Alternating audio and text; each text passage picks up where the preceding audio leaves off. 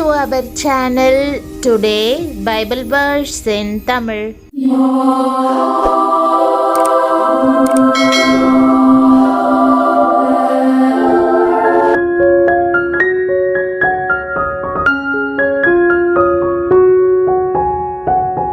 இன்றைய வசனம் சங்கீதம் 147:1. கிறிஸ்துவுக்குள் பிரியமானவர்களே, நம்முடைய ஆண்டவரும் இரட்சகருமான இயேசு கிறிஸ்துவின் வல்லமையுள்ள நாமத்தில் உங்களை வாழ்த்துகிறேன். கர்த்தரை துதியுங்கள், நம்முடைய தேவனை கீர்த்தனம் பண்ணுகிறது நல்லது, துதித்தலே இன்பமும் ஏற்றதுமாயிருக்கிறது என்ற வசனத்தை இன்று நாம் தியானிப்போம். தேவனுக்கு ஏற்றது எது என்பதை சங்கீதக்காரன் இங்கே சொல்லுகிறார். துதித்தலே கர்த்தருக்கு ஏற்றது, நமக்கு இன்பமானது. ஒவ்வொரு தேவனுடைய பிள்ளைகளும் கர்த்தருக்கு ஏற்றது எது என்பதை அறிந்து கொள்ள வேண்டும். கர்த்தர் நம்முடைய நாவை அவரை துதிப்பதற்காகவே ஏற்படுத்தி இருக்கிறார்.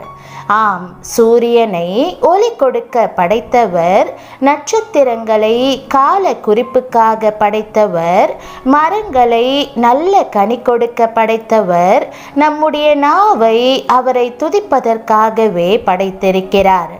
இந்த ஜனங்களை எனக்கென்று ஏற்படுத்தினேன், இவர்கள் என் துதியை சொல்லி வருவார்கள் என்பதே அவரது எதிர்பார்ப்பு.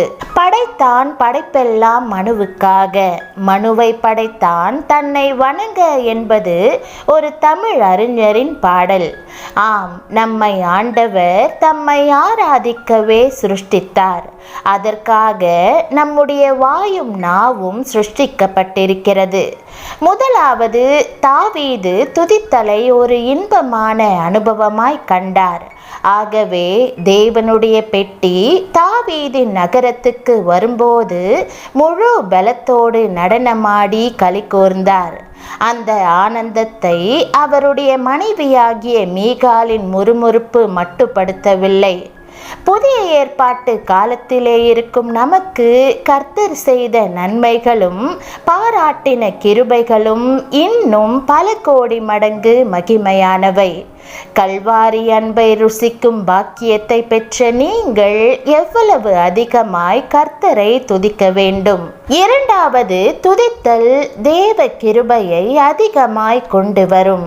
வேதம் சொல்லுகிறது, தேவனுடைய மகிமை விளங்குவதற்கேதுவாக கிருபையானது அநேகருடைய ஸ்தோத்திரத்தினாலே பெருகும்படிக்கு இவையெல்லாம் உங்கள் நிமித்தம் உண்டாயிருக்கிறது.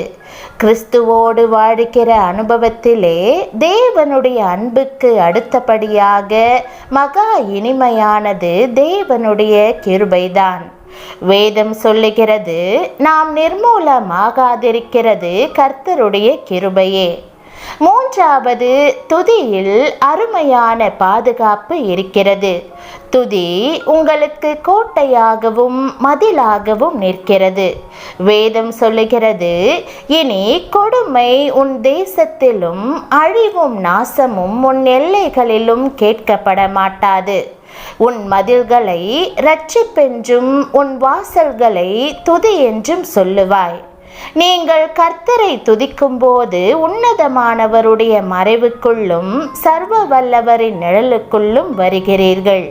கர்த்தர் தமது சிறகுகளாலே உங்களை மூடுவார். தேவ தூதர்கள் உங்களுக்கு ஒத்தாசையாக இறங்கி வருவார்கள். வேதம் சொல்லுகிறது, உன் வழிகளிலெல்லாம் உன்னை காக்கும்படி உனக்காக தம்முடைய தூதர்களுக்கு கட்டளையிடுவார். கர்த்தர் அக்கினி மதிலாய் உங்களை சூழ்ந்து பாதுகாப்பாய் இருப்பார்.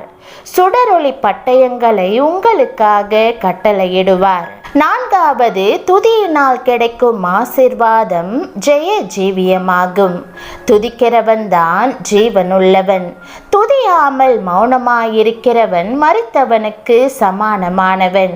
வேதம் சொல்லுகிறது, மரித்தவர்களும் மௌனத்தில் இறங்குகிற அனைவரும் கர்த்தரை துதியார்கள். நாமோ இது முதல் என்றென்றைக்கும் கர்த்தரை ஸ்தோத்தரிப்போம். அநேக செத்த நிலைகள் வேதத்தில் சொல்லப்பட்டிருக்கின்றன. அக்கிரமங்களினாலும் பாவங்களினாலும் மரித்தவர்கள். சுகபோகமாய் வாழுகிறவர்கள், கர்த்தரை துதியாமலும் ஸ்தோத்தரியாமலும் ஆராதியாமலும் இருக்கிறவர்கள் உயிரோடே இருந்தாலும் செத்த நிலையில் இருப்பதாகவே கருதப்படுவார்கள். பிரியமானவர்களே, உங்களுடைய ஆவியில் தமது வெளிச்சத்தையும் ஆத்துமாவில் இரட்சிப்பின் சந்தோஷத்தையும் தந்த கர்த்தரை தவறாமல் துதியுங்கள். அது இன்பமானது. நம்மை ஆண்டவர் தம்மை ஆராதிக்கவே சிருஷ்டித்தார். அதற்காக நம்முடைய வாயும் நாவும் சிருஷ்டிக்கப்பட்டிருக்கிறது. ஆனால் மனிதனோ தன்னுடைய நாவை புறங்கூறுதலுக்கும் சண்டைக்கும் வீண் வார்த்தைக்கும் பயன்படுத்துகிறான். நாவு சிருஷ்டிக்கப்பட்டதின் நோக்கத்தை அறியாமல் போய்விடுகிறான். அப்போஸ்தலனாகிய பவுல் துக்கத்தோடு எழுதுகிறார், அப்படியே வம்பும் புத்தியீனமான பேச்சும் பரியாசமும் தகாதவைகள், ஸ்தோத்திரம் செய்தலே தகும், ஆம் துதிப்பதே ஏற்றது. ஒரு நாள் ஏசாயா தீர்க்கதரிசி தேவ பிரசன்னத்திற்கு வந்தபோது, ஐயோ அதமானேன், நான் அசுத்த உதடுகளுள்ள மனுஷன், அசுத்த உதடுகளுள்ள ஜனங்களின் நடுவில் வாசமாய் இருக்கிறவன், சேனைகளின் கர்த்தராகிய ராஜாவை என் கண்கள் கண்டதே என்று கலங்கினார். கர்த்தர் மனமிறங்கி அக்கினி குரட்டால் ஏசாயாவின் வாயை தொட்டு, இதோ இது உன் உதடுகளை தொட்டதினால் உன் அக்கிரமம் நீங்கி உன் பாவம் நிவர்த்தியானது என்றார். அன்று முதல் ஏசாயாவின் நாவு கர்த்தரை துதிக்க பயன்பட்டது. யாக்கோபு எழுதுகிறார், அதனாலே நாம் பிதாவாகிய தேவனை துதிக்கிறோம்.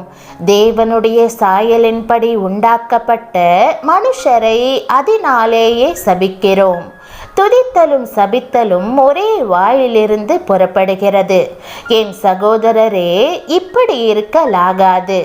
பிரியமானவர்களே, உங்களுடைய நாவை கர்த்தரை துதிப்பதற்கே பயன்படுத்துங்கள்.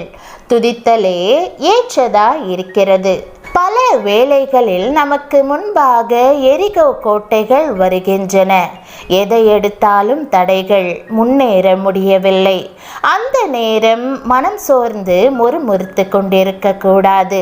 கர்த்தரை துதித்து ஆரவாரித்து எக்காலத்தை முழக்க வேண்டும்.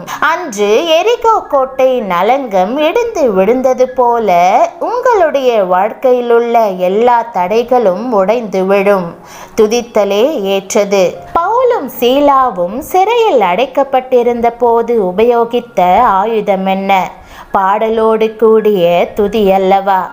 அப்பொழுது சிறையின் அஸ்திபாரங்கள் அசையும்படி பூமி அதிர்ந்தது, கதவுகள் திறவுண்டன, கட்டுகள் கடன்று போயிற்று. ஆம், துதித்தலே ஏற்றது. ஜெபம். அன்பின் இரட்சகரே, துதித்தல் எத்தனை இன்பமானது என்பதை நானும் உணர்ந்து என் நிலைமையிலும் அதில் ஜாக்கிரதையாயிருக்க எனக்கும் கிருபை தாரும்.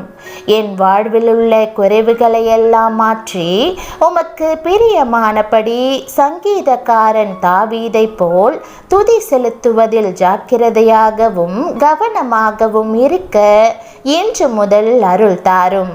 என் உள்ளத்தின் ஆழத்திலிருந்து எப்பொழுதும் தாவீதை போல உம்மை ஸ்தோத்தரிக்கிற அனுபவத்தையும் அதன் மூலமாய் உம்முடைய பிரசன்னத்தை உணர இன்று முதல் எனக்கும் அருள் தாரும். எப்போதும் எல்லாவற்றிற்காகவும் உம்மை துதிக்கின்ற இருதயத்தை எனக்கு தந்தருளும்.